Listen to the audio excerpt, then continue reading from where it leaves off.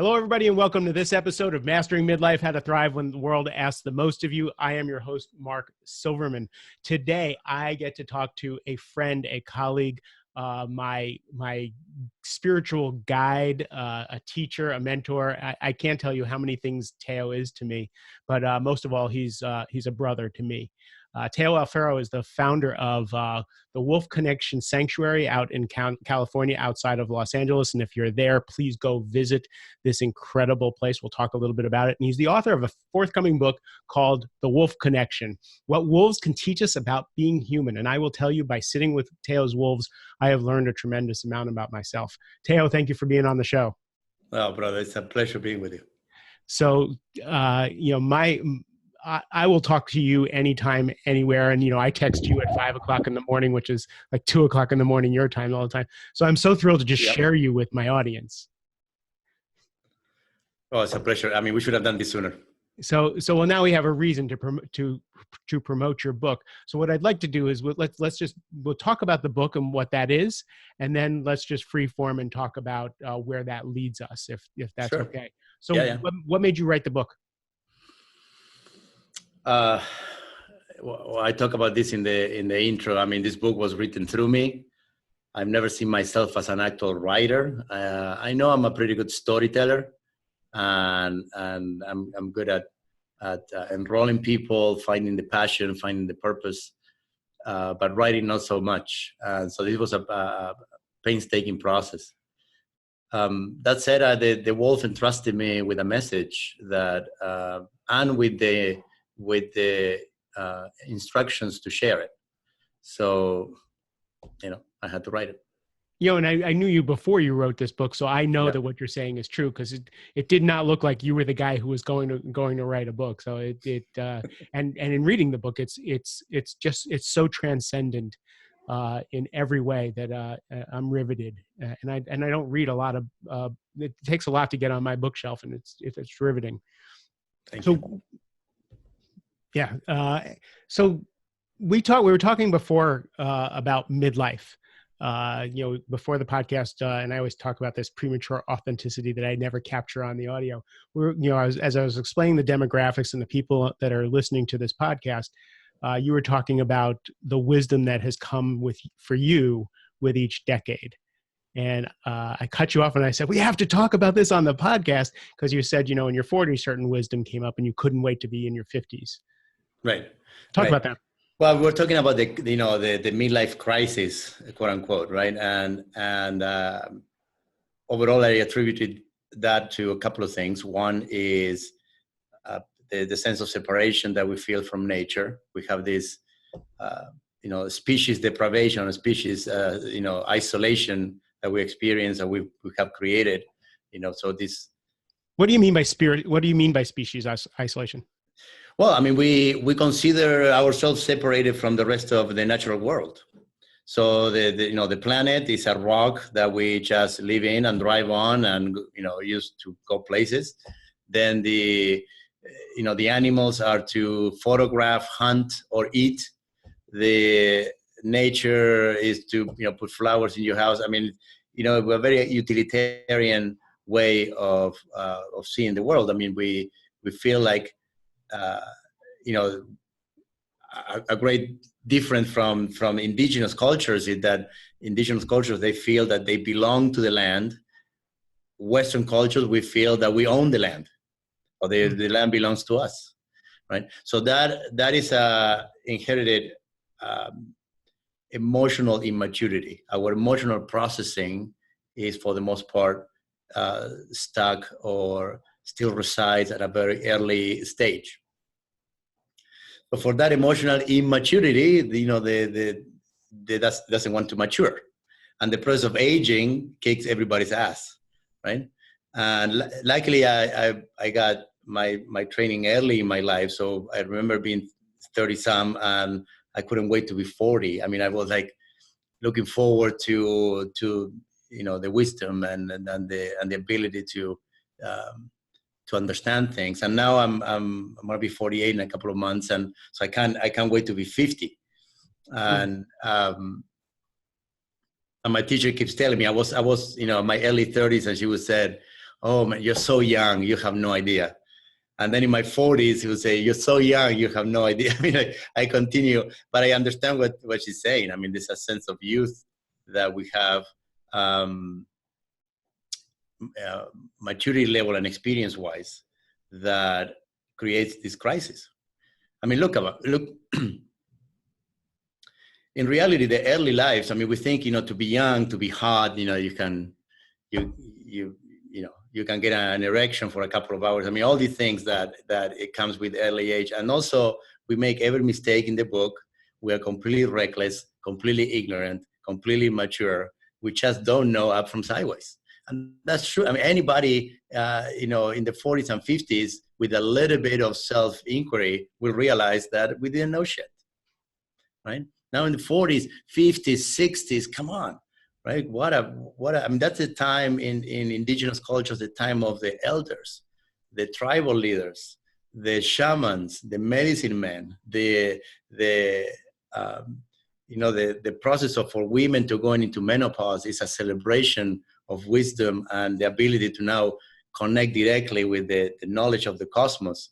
I mean, what an opportunity, right? What a privilege. And we lose our shit. Westerners, we lose our shit that we're getting older, you're graying out, or your belly's bulging up a little bit, or the sexual performance. But with age, let's talk about sexual performance. I mean, we think about sexual performance as an adolescent, just getting it hard. That's all there is to it.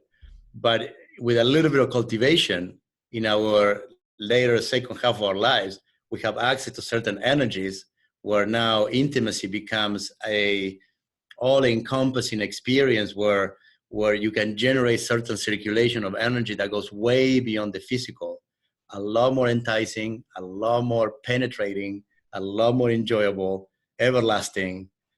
You can pull that off as a 20-some or 30-some year old. Very, very few. Our mutual friend Monica Day was on the show, and she said, you have to kill the 25-year-old. You have to kill the 35-year-old if you want to have great sex in your 40s and 50s and 60s, because it's going to be different. It comes from a different place. And my own experience being in a long-term relationship with someone else who's in their late 50s is intimacy. And I realize that I don't know that I've ever been intimate in my whole entire life. And what a different experience in my nervous system to be intimate with the person that I love and letting go of that 25-year-old guy. You're so right. Right. Yeah. I mean, so that's a great point. And letting go. I mean, in my teachings, I talk about integrating, because that 25-year-old had a certain oomph that is good to keep. But definitely. And, so I actually want to go back to a point you were saying, okay, because I found it really profound. Yep. When you were talking about women in menopause being celebrated, when in my men's group at 50, I was supposed to go through an elder process, and it took them till 54 to get me to go through the elder process because I wouldn't accept my elderhood. Which, by the way, you helped me tremendously into embracing this next phase of my life. From being the kid to being the father figure to being the elder. But our society sells as many products as you can possibly buy and put on your credit card to help stave off age, to help women look younger, feel younger, act younger, men look younger, feel younger, act younger, and not embrace that maturity. It's not seen as a gift. And I think that really helps us stunt ourselves because it seems to be a necessity to be viable in this society. Well, I mean, I'm a mature woman in the 40s and 50s and 60s that has owned themselves. For me, it's a lot more attractive than any 20-some-year-old with perky body, period. But how many have gotten the opportunity? You and I are in a community where a lot of women have done that work. A lot of men have done the work to mature and to start to own that.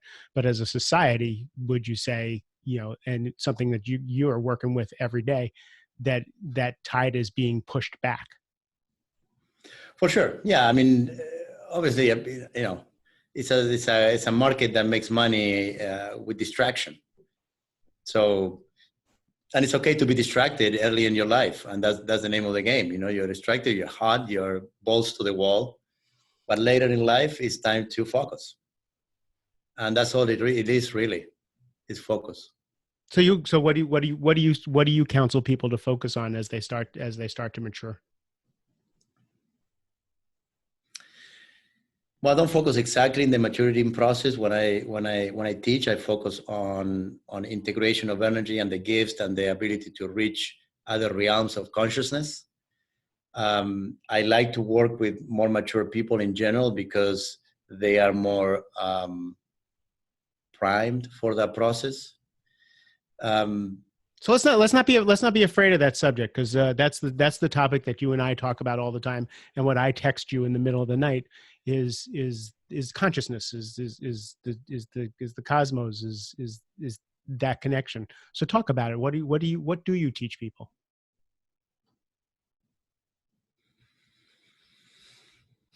Most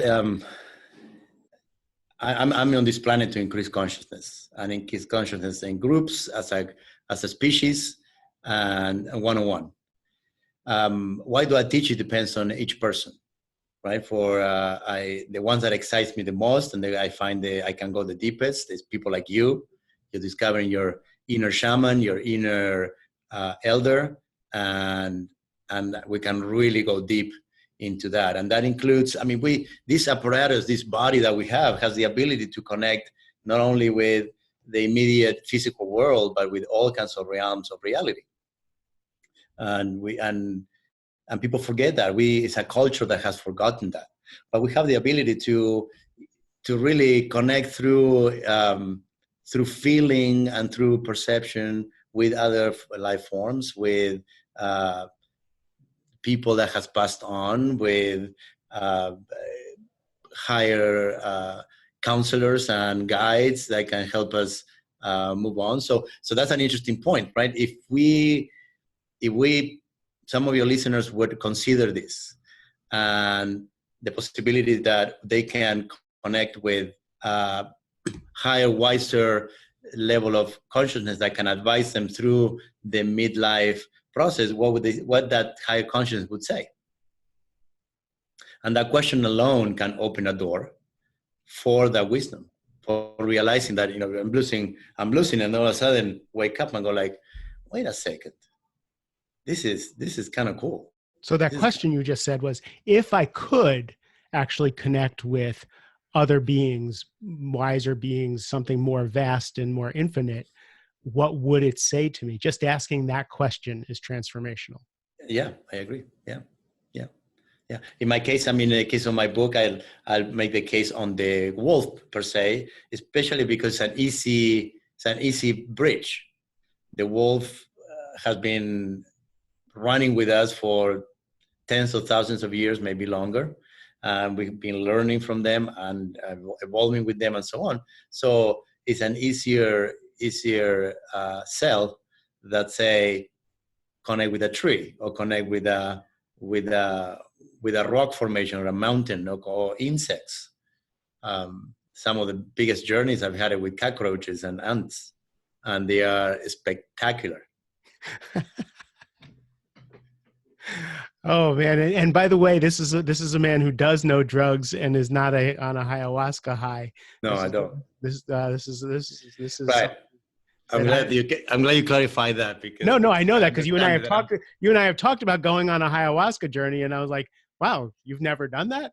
I would think that would, you know, and so it reminds me of a conversation between Ram Dass and Eckhart Tolle. Ram Dass is a holy man from the 60s who experimented with drugs and consciousness and free love and all that. And he was on a panel with Eckhart Tolle, and someone asked about, you know, are drugs, are hallucinogenics useful in the spiritual journey? And Ram Dass was, absolutely, they're amazing and they're this and that. And they asked Eckhart Tolle, and he says, I already talked to the toasters. Why would I ever do drugs?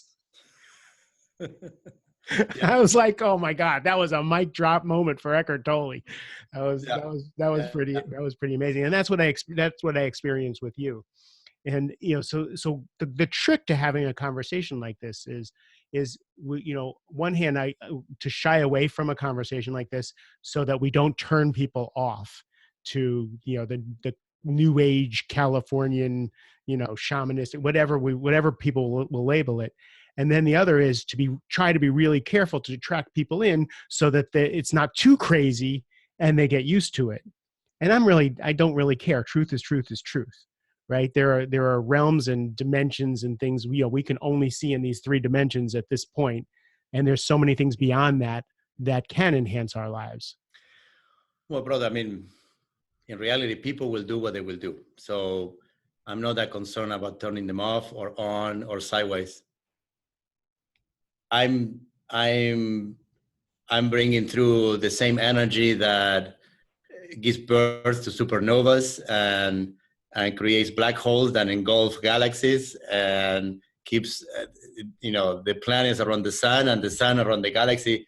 So if people are turned on and off, I mean, I'm not really too concerned. There is a possibility for humanity that is palpable, that is tangible, and that is available to all of us. I mean, they don't need to study with me. They don't need to listen to your podcast. They don't need to go do ayahuasca. They don't need to do anything. So they need to know that possibility is available and own it. And this is something that is available. I mean, there's some gifted people that can access this earlier in life, but for most of us, it's available at a later stage. And it has to do with just owning yourself. I mean, confidence is something that is only, in my opinion, available later in life through confidence. Earlier in life is more cockiness, depending how you look and speak and move and what, the circles that you're in, you'll have a show of pseudo confidence or facade.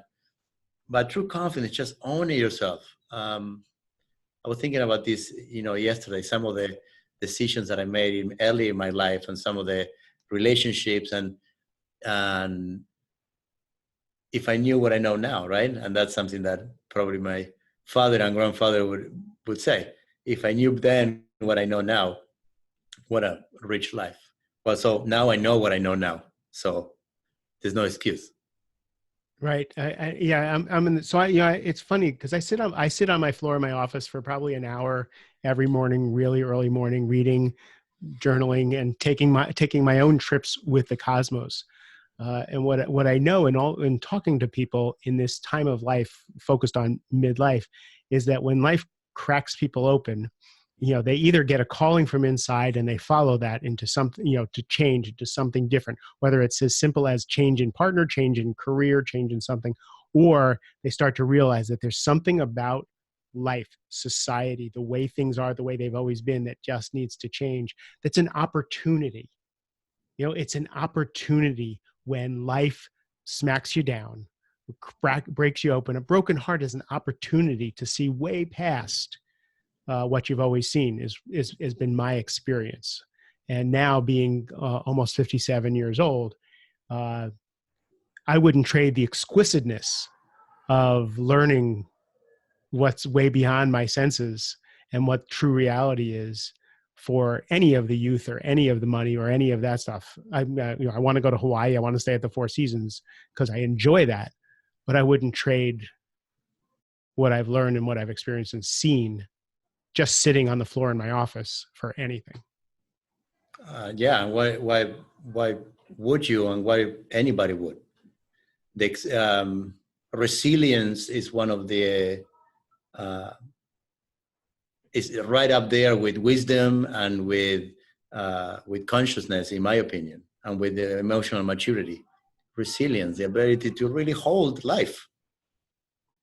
And getting hurt and getting your heart broken and people, having promises broken and having dreams that they don't get fulfilled, that's equals life. You get up in the morning, walk out of the door, you're gonna get hurt at one way or another. So, we make such a big deal of getting hurt, and then it's a whole industry of helping people get through the hurt. Big deal. Get hurt, you continue. Look around. We are the only species that makes a big deal out of getting hurt. the only species. Like my teacher would say, we are, the majority of consciousness is non-human. We are the minority here, vast minority, right? And we act like we own the place. It's insane. Absolutely true. You were just speaking about resiliency when we were talking earlier about how aging kicks people's asses, and it was kicking my ass for a long time until I let go of so much of the reality, the importance, the gravity of this human body, this existence, and now the even though I have more aches and pains and more limitations and more challenges in the physical realm, it's so much lighter and so much easier to be with life, even though physically it's tougher. Yeah, it is. It is. You're still young, but later in life is really the process of the body coming back into the cosmos from the inside out. It starts, to become energy from the inside out. More, please. That I just got all tingly with you talking about that. Well, I mean, it's the process of back to source. Eckhart Tolle said something. I heard him say this 10 years ago. Death is the opposite of birth. Life is a continuum. Life is the only thing that doesn't have an opposite. And that stayed with me, and I made it one of my practices. This energy that the physical body carries, a certain time in life, it begins to burst from within. That if we are at the consciousness level to understand it, will be a lot less achy and a lot less painful. And for all those aches and pains, it's just the body, quote unquote, breaking down and turning into energy from the inside out until the moment of transition. I'm trying to figure out why that brings tears to me. Because it's a fundamental truth, right? And that's stunning to me, and it just another firework display of existence. Yeah, sublime. It's sublime. Is the rainbow body of Eastern traditions, right? Or the plume serpent of the Mesoamerican shamanism, of the fire from within from Carlos Castaneda, right? Yeah, we were talking before this that I have several books that delve into this, and one is Judaism. It's deep Hasidism delves directly into this, and then I have another Christian version of this that delves straight into this. I have one from India, and I have a Buddhist version, and they're all different. They all have little different flavorings, like you talk about the shamanistic, but they all point to the same fireworks display. They all they all point to that same freedom with their different flavors. And so this really is available to every single living or non-living entity. Right. So another way to say that is this: we are a beam of light. Each one of us, we are a beam of light cruising through the cosmos. We make a blip of a stop here. A blip of a stop here. It's a microsecond that we stop here to enrich universal consciousness and continue in our journey. So enough with the nonsense of losing your shit over being 50, 60, 70, or 25. I don't care. I mean, enough. This is nonsense. And it's a travesty to the human condition that we indulge in that kind of stupidity. Now that's some bottom line useful wisdom. If we're just a blip, what's so important? But it's beyond. I mean, look at who we truly are. We are. I mean, each one of us. We've been in the confines of this, universe. Each one of us, And we decided to come here to have fun for the most part, to increase consciousness, to expand the field of what we know, the field of experience. And of course, look, having a hard time with aging is a way of expanding the field of experience and the field of consciousness. So for the purpose of the universal consciousness, we have absolute freedom to do whatever we want with this life. It's not a waste.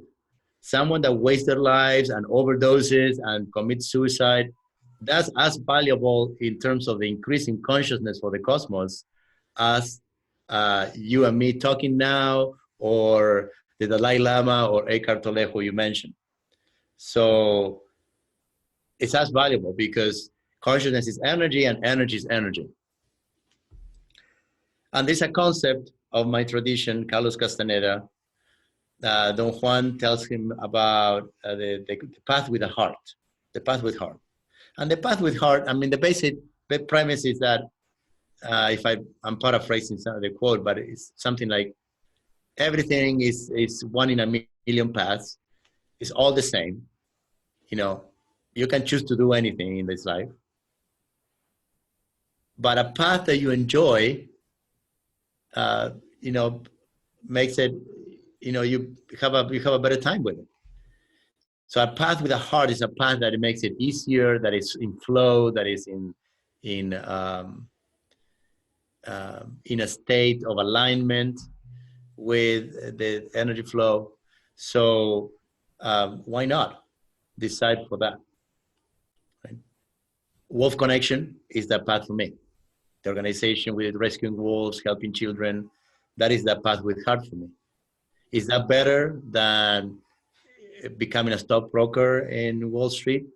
Not necessarily. Is that better than, you know, committing suicide, overdosing, depressed? Not necessarily. Is the path that brings me joy. So another piece that is interesting to explore as we age is this looking at the environment for validation and direction. At one point, sooner or later, hopefully sooner, most of us realize this when we die, but if we can realize sooner, everything is about decision. Ultimately, purpose, mission is really nonsensical. At the end of the day, when you mature as an energy being, all you have is your decisions. So pick, focus, and go. And if the decision is to be miserable and suffer through aging and kick and scream, yeah, all the same. Again, it just makes this life so free and light. And even more scary. Because the moment everything starts and stops with your decisions, then there's 100% of the responsibility and accountability. And there's just no, it's not the media, it's not the messages, it's not the environment, it's not my family, it's not my girlfriend or boyfriend or whatever, or husband or wife, is my decisions. And then once you make a decision, in the shamanic tradition, you make a decision and then you follow it as if your life depends on it. So there are no wishy-washy decisions. And we don't make too many of them in our lifetime. Can only speak for myself, but for me, the couple of decisions I made, one was to commit my life to consciousness. Two was to commit my life to serving the next generation. And marrying my wife was a big decision that I'm following through as if my life depends on it. I remember that. And then having your beautiful daughter. Yeah. Which there's a chapter I can't wait to get to in the book that's just named your daughter. And I can't wait to get there just to hear what you have to share from that perspective. So thank you for sharing all this wisdom. I am a master at redirection of getting people to be a little more specific in their answers. Sure. Yeah. And I am at a loss in this conversation because this is the kind of conversation you and I often have. And I feel really blessed that I get to just share the raw conversation that that I get privy to and share you with people. Love it, man. Where can people find you? Well, the main one is to go to, Wolf Connection is a nonprofit. It exists and thrives thanks to people like you and people like many of the donors that care, that get involved, that make a contribution, that come and visit the ranch. So wolfconnection.org to get involved, to make a donation. And you can also sponsor and adopt a wolf, right, which is really kind of beautiful because these wolves are often paired with at-risk youth and people who come to Wolf Connection to be broken open, and and the story after story in the book, and that you've told me about people who come to Wolf Connection broken and then open up because of the connection with these wolves and then go on to live the lives they were meant to live. It's just stunning. So I encourage people to do that for themselves. Yeah, we're recreating the journey of mutual healing that humans and wolves have had over the millennia in different circumstances, right? And over the last ice age, about 70,000 years ago or so, we almost got extinct. Now science knows that, mapping our genome, we went down to what it seems like probably 10,000 humans left and about 2,000 breeding pairs. And now it's believed that we got through that 4,000-year cold spell by pairing with wolves, working with wolves, hunting together, taking care of each other's young, and so on. So at the ranch, we recreate in a therapeutic setting that co-evolution and mutual healing. Yeah, I threaten John all the time that if you and I break up, I'm moving to Wolf Connection and living the rest of my days serving there. So that really is. Let's not get there. I mean, maybe you and John can come and visit soon. No, we're good. We're totally good. We remember that intimacy we were talking about earlier. We're doing our work, and it's absolutely breathtaking and stunning. But that was one of my fantasies, is just come live in Wolf Connection, work and serve, and that's where I'll spend my days. I really encourage people to go visit there. And the book is going to be out when? The book is so the Wolf Connection. Just got my first copy. It's going to be out June 25th, and it's already available for pre-sale and the audiobook as well. Well, thank you. So I have my advanced copy, and I have already reserved my my full copy. All of the links will be on the show notes. Teo, thank you for being a guest. I appreciate that, brother. Thank you, brother. Thank you. Let's talk soon again. To everybody else, I love you and have a great rest of the day.